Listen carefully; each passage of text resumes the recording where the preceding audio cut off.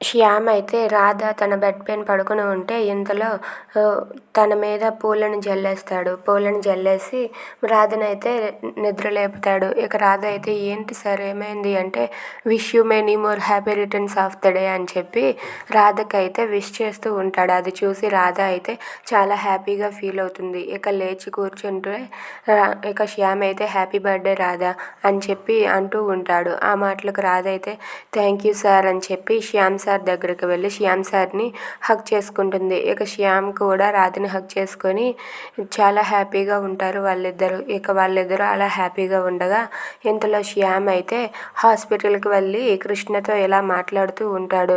కృష్ణ ఏంటి ఇప్పుడు ఇది పరిస్థితి అని చెప్పి ఎలా మాట్లాడుతూ ఉంటే కృష్ణ ఇలా అంటూ ఉంటుంది, రాధ మీకు దూరం అవ్వడం నాకు ఇష్టం లేదు శ్యామ్, అయినా సరే తప్పక చెప్తున్నాను. అయినా రుక్మిణిని ఎందుకు పంపించేయాలనుకుంటున్నారు? రుక్మిణి మీ ఇంట్లోనే ఉంటేనే కదా రుక్మిణి నిజస్వరూపం ఏంటో రాధకు తెలిసేది. ఆ రుక్మిణిని మీ ఇంట్లోనే ఉండనివ్వండి అని చెప్పి అంటుంది. ఆ మాటలు విన్న శ్యామ్ అయితే అలా ఆలోచిస్తూ ఉంటాడు. అవును ఇది కూడా నిజమే కదా, ఆ రుక్మిణి నిజస్వరూపాన్ని బయట పెట్టాలి ఎలాగైనా సరే అని చెప్పి శ్యామ్ అనుకుంటూ ఉంటాడు. అవును కృష్ణ కూడా ఇలా అంటుంది, అవును రుక్మిణిని మీ ఇంట్లో ఉంచితేనే రుక్మిణి నిజస్వరూపం బయటపడి రుక్మిణిని రాధ కూడా దూరం పెడుతుంది అని చెప్పి అంటూ ఉంటుంది. ఇంతలో శ్యామ్ అయితే ఇంటి దగ్గర రాధకి Radha this is for you అని చెప్పి తనకైతే చిన్న స్మాల్ గిఫ్ట్ని అయితే ఇస్తాడు. If you like this video please like, share and subscribe.